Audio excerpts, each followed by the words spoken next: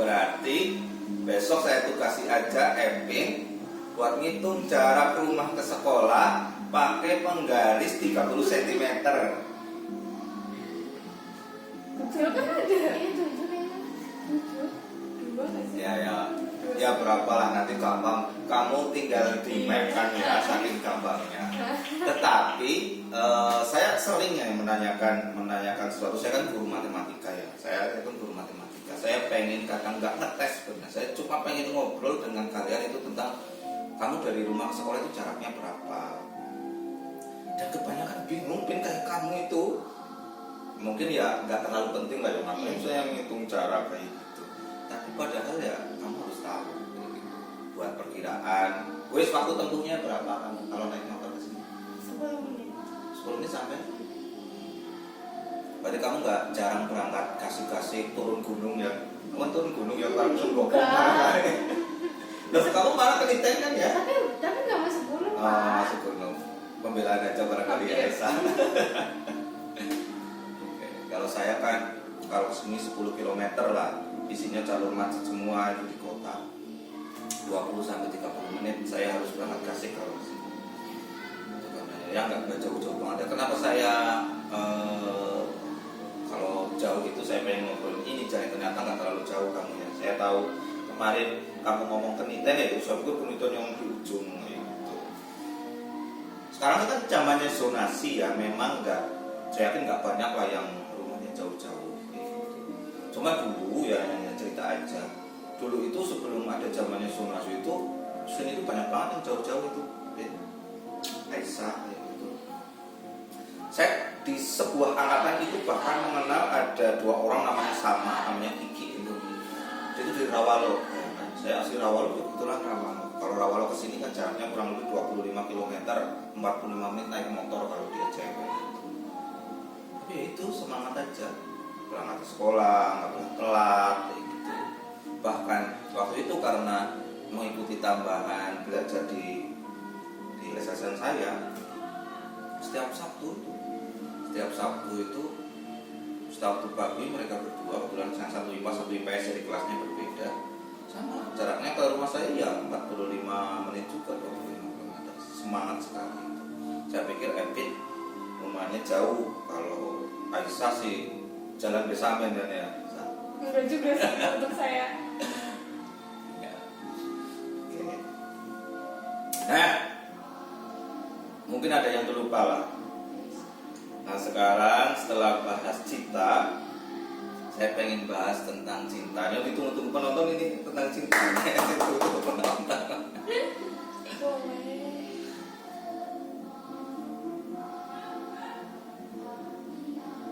Cowok idamanmu yang kayak apa, Pi?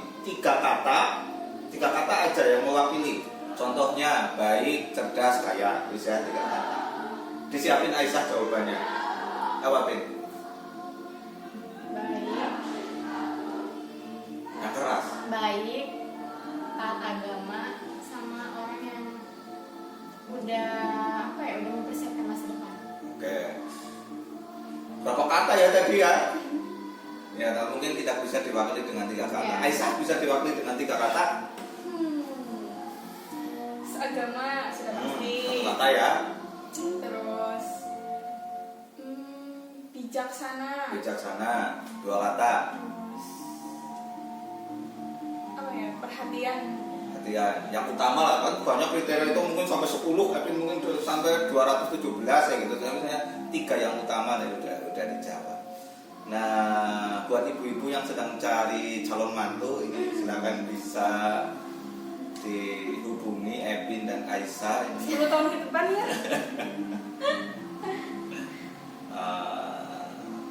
Barangkali salah banyak siswa yang menurut saya baik di sekolah ini. Stoknya terbatas lah di Keniten. Di Keniten tapi ya stoknya terbatas. Kalau di bumi ini mungkin banyak. Wah, mungkin balik lagi. Wes ini masalahnya dulu. Nah, pastinya udah punya cowok ya? Oh belum. Aisyah udah ya. Orang tua tahu. Ya harus tahu. Nah, itu orang tua harus tahu biar rencana putus. Nice. Ya saya nggak bisa ya Pak. Nanti cowoknya nontonin nanti. Enggak, saya Bercanda. bercanda. Biar seru aja obrolan. Nah kayak gitu nggak Pak dari tadi Pak? Kayak gitu nggak Pak dari tadi kayak tiba-tiba itu gitu. Saya ngantuk kok aslinya. Saya udah merasa bahwa buat ketemu sama kalian ini saya pengen ceria kayak gitu enggak. Emang kadang kalau terlalu dipersiapkan gitu nggak sih Pak? Enggak sih, enggak terlalu dipersiapkan juga. Oh, Cuma ya itu saya terganggu acara ini kayak gitu janjiannya sebenarnya. Enggak apa-apa. Jadi rada bad mood ya Pak? Di lain waktu aja. Ya ini kan episode 1 Pak. Iya. Masih ada episode Iya. berikutnya. Iya, semoga. Siapa tahu udah jadi tayang ya guys. Ya, semoga. Semoga udah jadi tayang. Tadi udah dipersiapkan. Oke. Nah, jadi ini silakan bisa di ini teman-teman Epin belum ada cowoknya ya. Jadi promosi nih ya. Enggak sih, saya coba ini itu aja. Tapi saya sudah ada yang saya sukai ya teman-teman. Iya. Mohon maaf. Keren banget sih Epin. Kenapa harus ada konfirmasi kayak gitu loh. Oke ya. Bisa di-cut kok Pak. Iya, nanti kita sortir ya. Nah, nggak usah di-cut lah. Kalau aku bicara yang balik lagi ke situ sih bisa nggak Pak nanti? Saya tuh sebenarnya ada yang gimana ya? Kayak kurang pas gitu. Mau diralat? Itu nggak boleh diralat. Iya, maksudnya ini Ya, nantilah gampang. Oke, berarti rencananya begitu kurang lebih ya, pengen sosok yang bijaksana dan sebagainya saya rasa ya. Yang wajar lah ya, yang wajar-wajar itu seagama, taat beragama tadi, begitu ada yang bijaksana tadi Epin sudah berpikir mempersiapkan masa depan gitu ya, berarti berpikir dewasa gitu. Nanti cowok-cowok dengerin tuh kurang lebih nggak cengengesan baik ya sama tiga. Ya maksudnya memang kita semua kan memang harus mempersiapkan masa depan kayak gitu. Karena persiapan yang baik adalah menurut saya itu setengah dari kesuksesan. Begitu sebaliknya kalau persiapannya tidak baik ya berarti setengah dari kegagalan. Kurang lebih begitulah yang saya pahami itu dari guru saya dulu di SMA 1 Jatilawan. saya kira Purwokerto. Ya, itu. Nah, mungkin kembali nih ke Cita lagi nih, saya lupa ini tadi terlewat.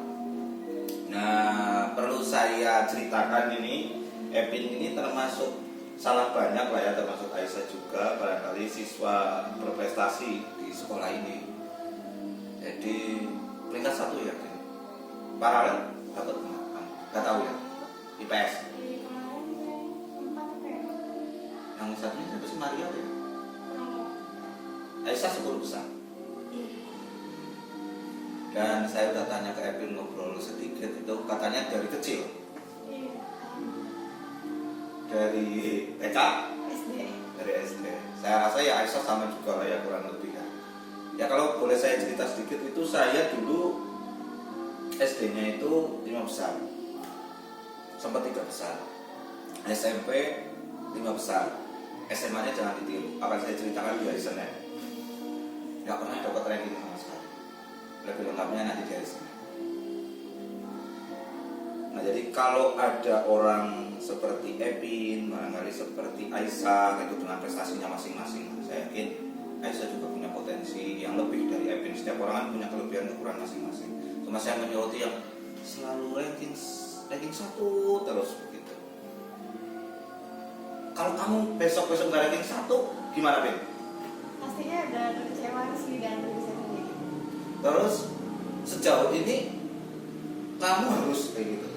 Nggak harus sih Pak, cuma ya itu gitu jalannya. Saya nggak mengkirakan, tapi jalannya sendiri yang seperti itu.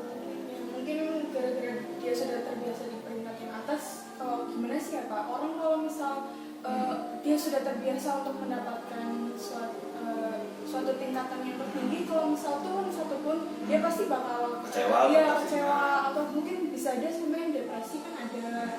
Nah itu menurut kamu sampai nggak depresi barangkali ya, sampai stres apa nggak Pin menurut kamu Pin kalau itu terjadi Pin? Tidak sih, saya nggak yang sampai berlebihan gitu.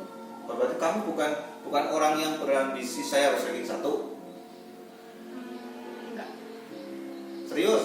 Serius? Enggak berambisi cuma kayak akhir-akhir ini lagi capek aja.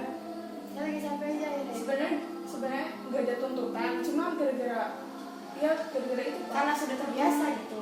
Baik lagi kayak ya saya emang nggak ada yang nuntut, orang tua nggak nuntut selalu harus jadi yang pertama tuh nggak gitu, tapi ya karena udah terbiasa loh Pak, jadi ya saya harus terus gitu loh Pak mempertahankan itu. Ya, itu sih memang harus.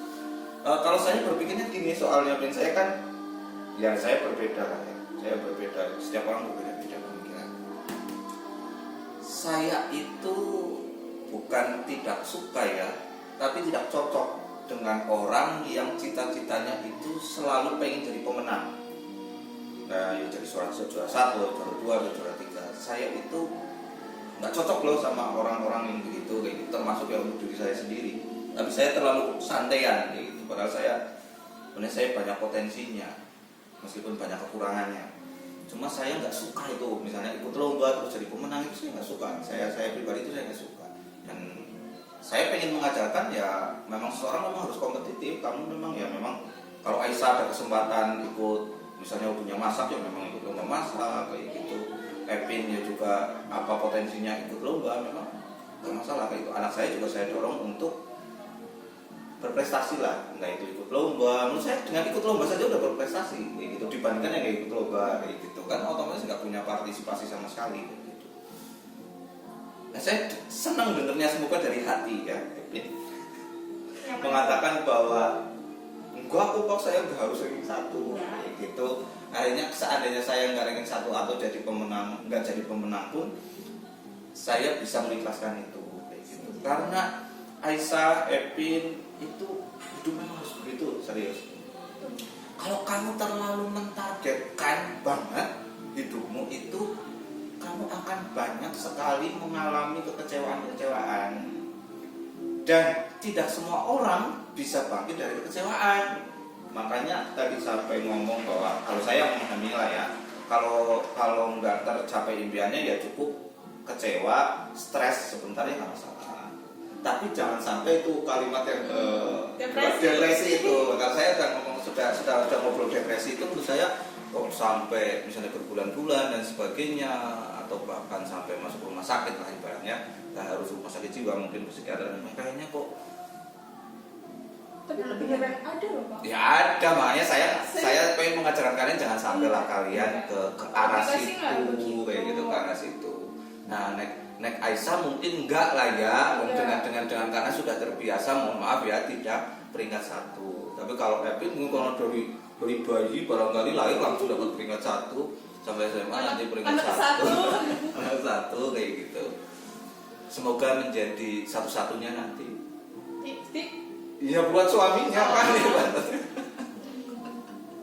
Jadi gitu dong, doain aja. Lo kan bener ya. Gimana sih kok yang lihat PSO saya lihat deh. Kalimatnya semoga ya. Semoga itu mendoakan. Ini gimana sih Epin lo? Semoga itu mendoakan namanya. Semoga. Nah, itu. Semoga jadi satu-satunya nanti, termasuk Aisyah juga. Nah, itu barangkali impian itu ya tetap harus diperjuangkan gitu, tetap harus diraih. Tapi kalau misalnya belum kelakon atau belum terlaksana, ya saya rasa masalah lah. Seperti yang saya sampaikan, mungkin butuh waktu di lain untuk impian itu jadi terlaksana, atau impian yang lain saja kayak gitu. Jangan terlalu fokus dengan satu impian. Makanya saya tanya kamu, impianmu di bidang karirmu lah, profesimu besok, contohnya itu, coba berpikir pilihan. Saya udah mengajarkan di kelas, kamu harus punya 3 cita-cita yang realistis dengan jurusan universitasnya, dengan kuliah. Saya tanya cukup, kamu di sini cukup sampai 2 aja lah. Saya yakin yang 3 belum pikiran. Sudah kok saya. Sudah. Gimana Aisyah tadi mau ngobrolin apa? Ada yang kelewat atau gimana Aisyah? Enggak, sebenarnya saya kurang setuju sama, mohon maaf ya Pak, pendapat Bapak. Ya. Kalau misalkan kita sebagai perempuan tuh Kodratnya? kurang tepat sama kayak cita-cita saya akan sebagai jaksa, mungkin akan sebagai detektif gitu kan. Kayak ya untuk masa yang sekarang ini dengan berbagai masalah yang sudah publik tahu kalau misalkan perempuan tuh harus mandiri sebagai independent woman. Asik. Dan dia Berat banget, kayak orang pinter ngomongnya ya. kayak orang pintar, orang pintar. Kayak orang pinter ya ngomongnya ya. Kayak kita sebagai perempuan tuh harus punya penghasilan sendiri pak di masa-masa kayak gini. Soalnya kan kita nggak tahu ya manusia, walaupun kita misal punya suami, misal emang iya dari awal dekat mungkin bertanggung jawab, dia bisa istilahnya gitu lah, kita mau apa dia bisa, terus dia selalu ngertiin kita, tapi kan kita tidak tahu manusia, bisa jadi di belakang dia tetap membohongi kita tidak tahu. Contohnya udah banyak lah. Ya, kayaknya curhat pengalaman pribadi nih. Enggak kan, saya cuma banyak melihat. Ya, mengamati justru itu yang benar kayak gitu, mengamati, melihat kejadian orang lain, ambil hikmahnya, itu namanya belajar, bukan hanya membaca buku saja, kayak gitu barangkali. Nah, ternyata ya saya komentari ya Aisyah, kamu tuh salah memahami kalimat saya. Benar nggak, Pin? Coba kamu jelasin, Pin. Apa kamu setuju sama Aisyah? Ya, saya di pihak tengah-tengah sih, saya juga paham maksud Bapak, saya juga paham maksudnya Aisyah gitu. Kalau kamu pengen nggak apa namanya nggak enak sama Aisyah sama saya aja pengen di tengah-tengah. Enggak, tapi kan benar ini saya nggak mandang. Iya. Menurut saya tuh kayak kalimat Bapak tuh kayak seolah mendiskriminasikan. bukan seperti itu, cuma kayak mendorong para perempuan tuh buat ya udah kodrat kamu tuh cuma jadi istri sama ibu, sedangkan kayak untuk berkarir atau apa gitu itu menit nomor sekian. Iya. Nah, itu kamu kurang setuju dengan itu. Oke, karena itu jelas tuh, itu benar pernyataan itu. Nah, pernyataan bahwa kamu kan tadi menyampaikan bahwa saya cewek pak, kok seolah Pak Santo nggak percaya kalau saya harus jadi jaksa, saya buat jadi detektif. Saya ngomong kayak gitu. Tadi ya, bukan seperti itu. Nih, tadi saya nggak tahu ya. Saya mau undur diri ya. Enggak, jadi kan maksud saya contohnya kayak saya kan pengen sebagai jaksa, pengen sebagai detektif yang emang kayaknya pekerjaan itu biasa dilakukan oleh seorang laki-laki kan. Nah, maksud saya itu bukan masalah kita sebagai jaksa atau dia sebagai detektif, tapi kita punya pekerjaan yang menghasilkan uang gitu untuk mungkin investasi diri kita sendiri. Ya contohnya kan perempuan zaman sekarang kan butuh perawatan lah, butuh inilah, butuh itulah, seperti itu. Jadi kalau misalnya kita mengandalkan sosok suami saja, itu kurang tepat gitu Pak. Oh, ini kayaknya jawabannya mewakili seluruh perempuan di Indonesia. Ya sebanyak perempuan di Indonesia. Terus seperti itu. Ya, wis lah. Nanti obrolan itu diperpanjang di podcast selanjutnya lah yang tentang itu. Dan itu karena kita di sini saya lebih pengen membahasnya itu tentang cita-cita kalian, sedikit selingan bahwa tadilah informasi tentang barangkali cerita cinta kalian lah, sedikit banyak saya nggak akan mengeksplor terlalu banyak, tidak etis barangkali. Nah, cita-cita itu ya, kembali ke cita-cita jadinya.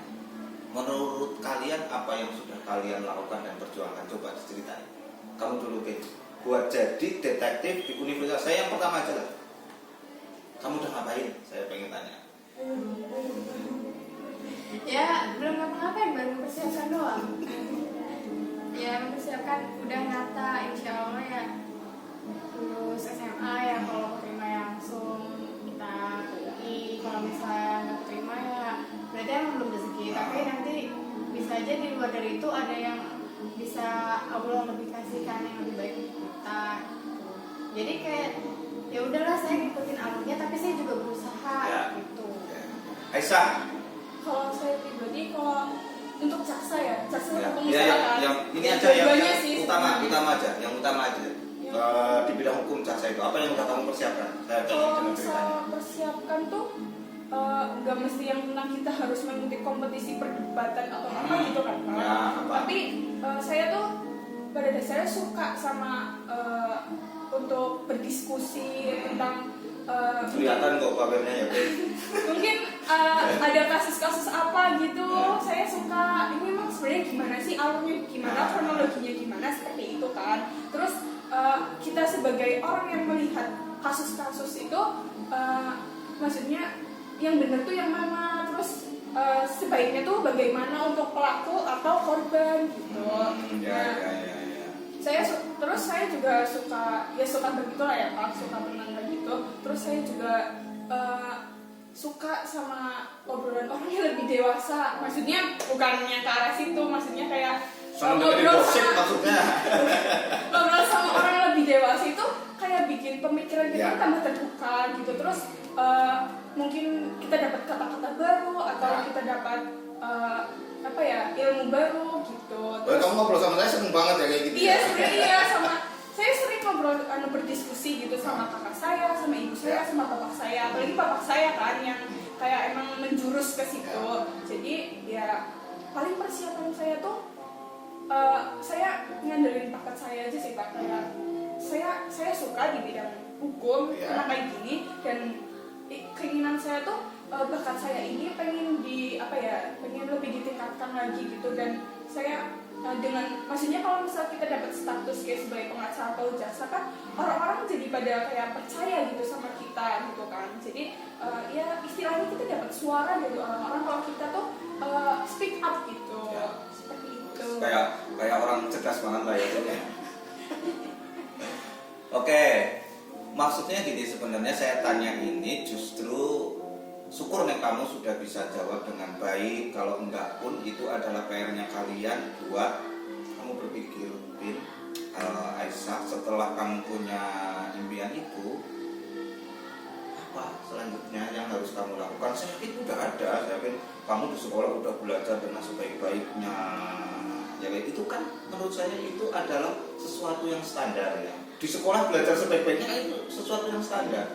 Tapi kan harus ada yang di luar standar, dalam artian kalau kamu pengen meraih itu ya harus berjuang lebih baik. Contohnya, saya yakin pasti sudah dilakukan.